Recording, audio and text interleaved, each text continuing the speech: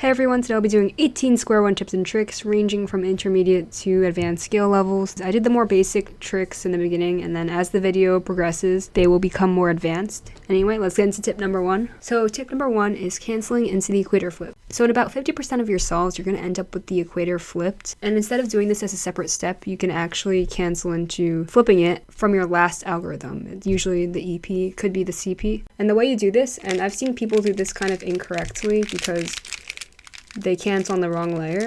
So when you're on your last turn before the last slice, instead of doing this and then finishing the alg, you can turn the other way, do a D2 and then slice, and then you basically saved a couple of moves just flipping the equator then. What I recommend is you should have a solid game plan for each of your EP. So just basically go through all of them and then know how to finger trick the algs with equator flip. And you should be able to do everything pretty comfortably, regardless of whether you have the flip or not. Okay, so tip number two is predicting corner permutation during edge orientation. And during the edge orientation stage, I'm assuming you're using Vandenberg, by the way, not like Rue and Screw, Lin, or Yoilberry, etc. There's only like a few pieces that you actually have to look at to recognize the EOKs. So what a lot of people do is they also look at the corner permutation. For example, in this case here, I have headlights here, so I have like a J-perm thing, and then N-perm on bottom, just looking at the corners. So it's very easy to see this during this stage. You can basically predict what alg you're going to end up with, especially because a lot of the EO algs preserve the corners. So for this alg right here, it actually does preserve the corners, so I'm just going to get JN as my CP. But I also do want to point out that not all edge orientation algorithms preserve corners. For example, in this one right here, the alg I use, it swaps these two corners and these two corners. So I'm going to end up with an N-perm and then J-perm on bottom. Tip number three is know how to do cube shape from multiple angles. This is coming from my own experience. When I was averaging like sub 15, I wasn't able to do this. And it's like a very simple thing that any reasonably fast person should be able to do. You should just be able to execute at least the basic cube shapes from any angle. So like scallop, kite, for example, I was only able to do it from the front. But you should really just know how to do it from the back. Because if you do get it from this angle, you have to do U2, D2, which is very like horrible. The main point of doing this is just to avoid AUF and ADF before doing cube shape or during cube shape. If I had something like this, I would still have to do a bunch of stupid AUF, ADF. There are also less common cube shapes that are just as important to learn in my opinion. For example, this one right here. The normal way to solve this is to reduce this into scallop kite like that. However, if you have the kite facing the other direction, like this, you have to do a D2 before you actually execute this. An alternate execution for this case is reducing this into shield square. And actually, this is 2gen, so I prefer this execution, but I use both because I can sometimes save a D2 or a U2. Okay, so tip number four is something I actually learned very recently, but it's very basic to implement. Basically, when you're in corner orientation and you have, like, if you have everything solved on the wrong side, basically, instead of doing, like, that sort of thing, you could just solve the EO and then cancel into solving the CO. That's basically optimal OBO each time you get that case. Okay, so tip number five is very obvious, and it actually applies to pretty much all puzzles, and that is learn good algs. I'm putting this in this video because I feel like some of the most popular algs in square one are not the best. Here's a prime example of this. So this is U adjacent, and what a lot of people do is, I think Brandon Lin's alg, I actually don't think that alg is good at all, and this one is much better. This is something Sophie showed me. I forget who originally created it. And it basically goes like this. So it's regripless, very fast. I can't do it that well because I don't do parity EP anymore. But you should see like Sophie's execution. It's very good. So main tip, if you don't like an alg, just do your research. There's probably something better out there. I know some people still use Sarah Strong's website for like EP, and that's really pretty bad, to be honest. I'll leave good resources in the description of this video. Charlie's EP doc is pretty good. The ZLV database is also quite good. And AlgZB actually just recently added some square one algs. I haven't checked them out, and it's probably not like the best right now, but I'm sure once people start inputting their own algs, it'll be a great resource, especially if you want a lot of alt algs. So yeah, tip number six is know how and when to force adjacent, opposite, W, O. This is the main example I want to talk about. Basically, there's this block case right here. It's like a pseudo J-perm thing. And depending on how you offset it, you either get an adjacent or an opposite. And usually, like 100% of the time, I mean, it does matter. You're either going to get a good EP or bad EP or better EP and a worse EP. So you definitely want to learn this because this could directly affect how good your solve is. Up here, I know I'm going to get an adjacent swap, and to get an adjacent swap down here, I know I'm not supposed to offset. So I get adjacent instead of getting a really bad adjacent opposite alg. It's actually not that bad, but obviously edge is a lot better. So yeah, just play around with those 4 cases, block here, block here, block here, and block here. Figure out how offsetting affects either getting adjacent or opposite. Another case I wanted to talk about was this one right here. It's a parity case with no blocks on it. And basically, depending on how you offset it, you either get a W or an O perm. One is better than the other depending on what you have on the bottom. So here I have adjacent, and especially because the equator flipped is here, W edge is far better than O edge. Basically, just preserve the opposites in this case. So I don't do any offset here, and then I get a W. So I do my J perm, and then I get a much nicer EP.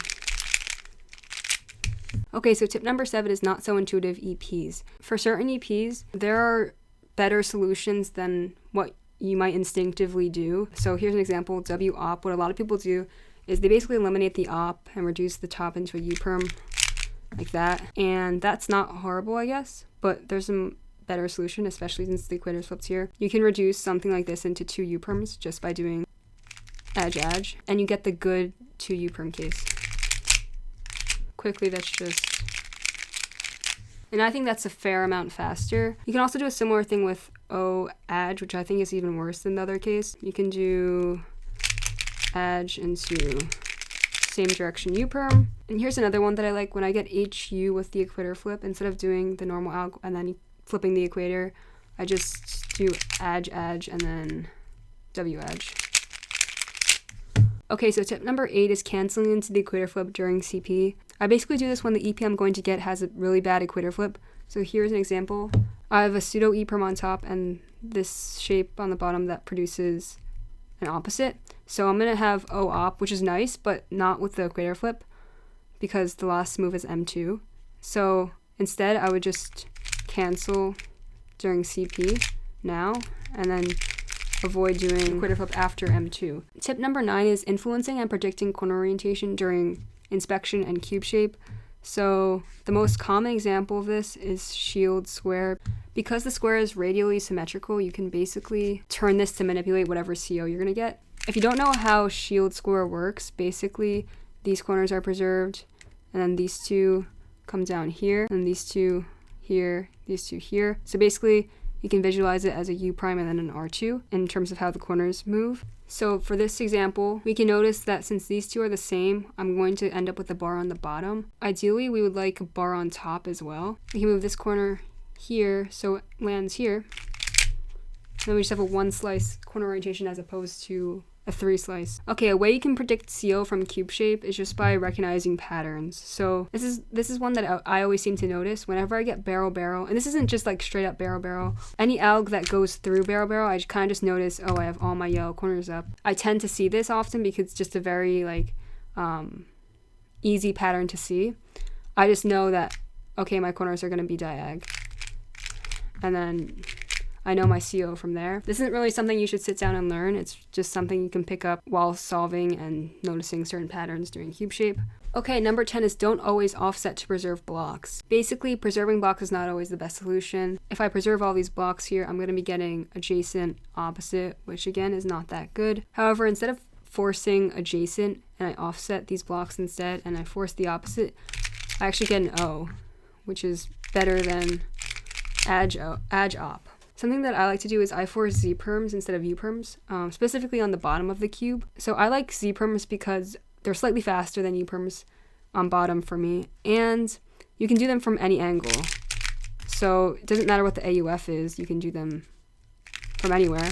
So basically, instead of preserving this block right here, leave it misaligned, and then you get a Z-perm. People also like to force 2 Z-perms instead of 2 U-perms.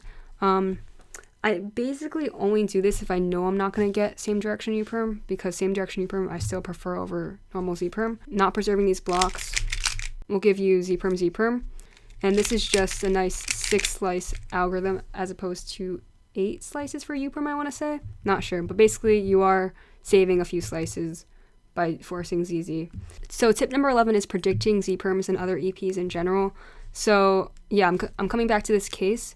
Basically, the way I predict Z-perms in position they're going to be, wherever the block is, that's where the front edge of the Z-perm will swap with. So right after doing the CP, I know where the Z-perm is going to be on these two edges because this is where the block is. Okay, so another example, block is on the right side of this for this G-perm. Yeah, but word of caution, if you're doing this with just a single J-perm, you have to be aware that there is AUF after doing a single J-perm. Well, depending on what alg you use.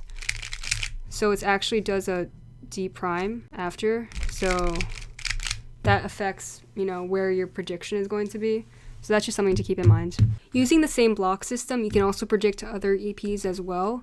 One of them is whether you're going to have same direction U-perm or different direction U-perm. When you have a PLL with the block on the right, and you have another PLL with the block on the left, you're going to get same direction U-perm. That's just nicer because you know what to expect, basically. So, oops, then I could just go into the alg like that. So there are a bunch of tricks to know which true U-perm case you're going to get.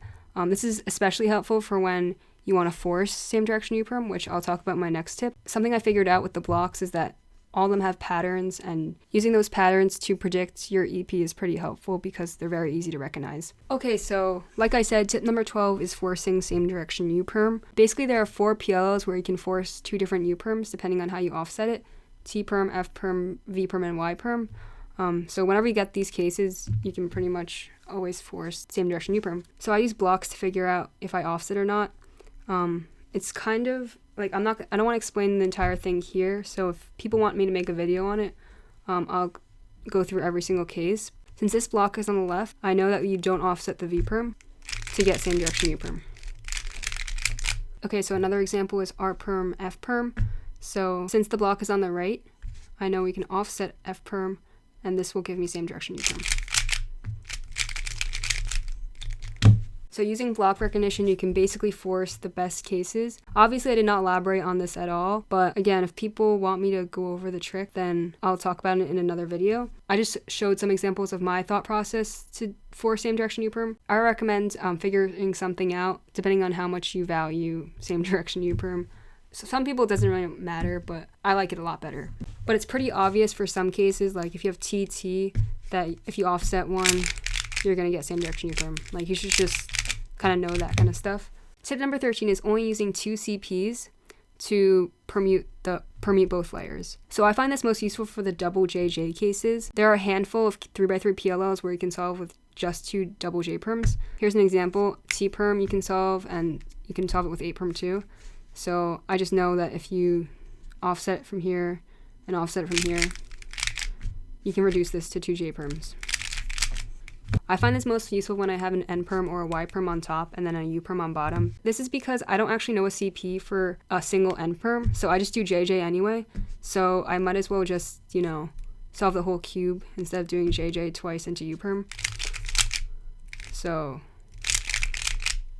yeah, I just recommend, playing around with the 2 JJs and seeing how to solve all the PLLs that it works with. You can also use other CPs to solve other PLLs, so G-perm you can solve with NN and JJ. So this case right here is just NN, JJ. Tip number 14 is learning alternate algorithms. So I find this most useful for very common cases like adjacent, adjacent, opposite, opposite. And then I also know a bunch of flip and non-flip algs. So for op-adj and adj-op, those are some cases that come up fairly often and are kind of bad, so you just kind of want to optimize those things as much as you can. Knowing 2 algs for adjacent is pretty nice, not just because it comes up when it comes up, but because a lot of algs involve doing a few adjacents. So one alg it's useful for is ZU. When I do one of my algs, the other one is very easy to go right into. So I can avoid some AUF and ADFs in between. Op-op, I think most people know the flip alg. I also use the flip alg to solve MTU2, MTU2. I don't like doing this. I think it's kind of slow. I just do the flip alg, cancel into another flip.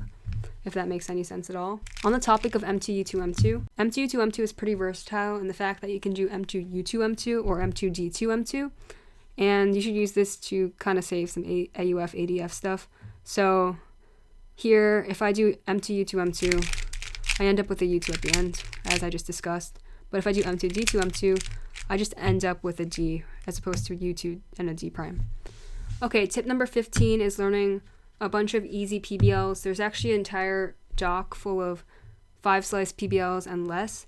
And these are just nice for when they come up, like this case you can do very efficiently if you know the alg. But they're not just like useful on their own. You can actually force other PBLs into an easier PBL case that you know. So here's an example. I think Charlie posted this on Facebook. For V-perm, Y-perm, you can actually do adjacent, adjacent, and then get this 3-slice PBL, which is, you know, I think optimal 7-slice solution. And there's obviously, once you know a bunch of these, there's so much to play around with and experiment with other PBLs, because you can just, you know, add on adj or op and see what kind of other PBLs are easy to solve. That's actually pretty advanced. I don't do that I don't use this in my solves, but it's definitely something that I would like to implement in the future. Okay, number 16 is take advantage of a single N-perm. Okay, this is one of my favorite tricks for square one, just because I'm pretty good at it. If you remember what I said before, for N-perms, I don't know a CP, so I just do 2 JJs. By doing this, you can manipulate a lot of things. Here's an example. I have W and then something where I can produce an adjacent on bottom. I know that doing a J-perm from this angle of the W, I'll get something that produces an adjacent. So I just got adjacent, adjacent, which is like the nicest case ever. Here's another example. I actually got this exact case in my PB average, which is why I'm showing it. So I have pseudo E-perm and adjacent. I'm pretty sure if you just do N-perm straight up, I get an O-perm, which is bad.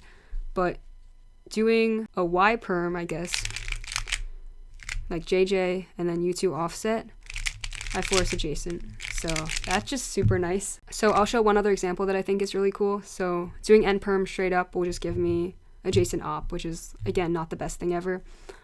There are a few things you can do for this case. You can actually do a Y-perm from this angle and get opposite, opposite. You can also manipulate the op. So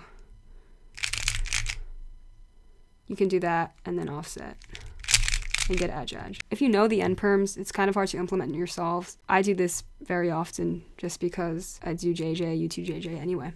Tip number 17 is doing EP before CP. Basically, you can avoid some pretty bad cases by doing this. Here's an example. Doing JJ here would give me op adj. Again, for like the 10th time in this video, not such a great case. However, if I do an adjacent adjacent first by switching these two and these two, I get 2 J-perms. This case right here on top is actually something you might want to look out for when you might be able to use this, because this matched with any adj case, almost any adj case, you can use this trick on. And I'll show one more example. This is the case that Sophie showed in her video. There's a few things you can do. You can do adj into op, not the best thing. That's definitely the worst one. You can also not preserve these blocks and do O op. That's not horrible, but the best option, I think, is just to do op into J-perm. Again, that's also something that's pretty hard to see, but I think it's really cool and it gets you a step closer to optimal PBL. So yeah. Okay, so last but certainly not least, aka the most valuable tip of this entire video, is learn CSP. CSP is like the ultimate doorway to becoming fast, in my opinion. Like, okay, yeah, Charlie Stark exists, first gen exists. If you didn't already notice, like the majority of these tips like only apply when you don't have parity. And I just find square one a lot more fun when, you could do stuff like this. You don't get parity, you can do really awesome solutions. So there are also other advantages to CSP, like you don't get parity, so that's pretty cool. You don't have to pause for recognition because you already assume that you don't have parity. You might want to take a stab at Kale's method. I encourage this because I use it. Yeah, I think it's a pretty good method. Plus Kale is really cool. I'll link a video in the description to a tutorial where you can learn CSP, the tracing method that I use, and other resources, Brandon's tutorial. The good thing about CSP, it's not really It's not an alg set, really. You just have to know how to switch parity for each shape, which there's a lot of repetition. Yeah, it's not as daunting as everyone makes it out to be. Anyway, that is the best tip I can give in this video. Thank you guys so much for watching. I hope you enjoyed this video. I kind of want to make more content like this, like more videos geared towards speed cubing and getting faster. If you have any ideas, let me know. Anyway, thank you so much for watching, and I'll see you in my next video.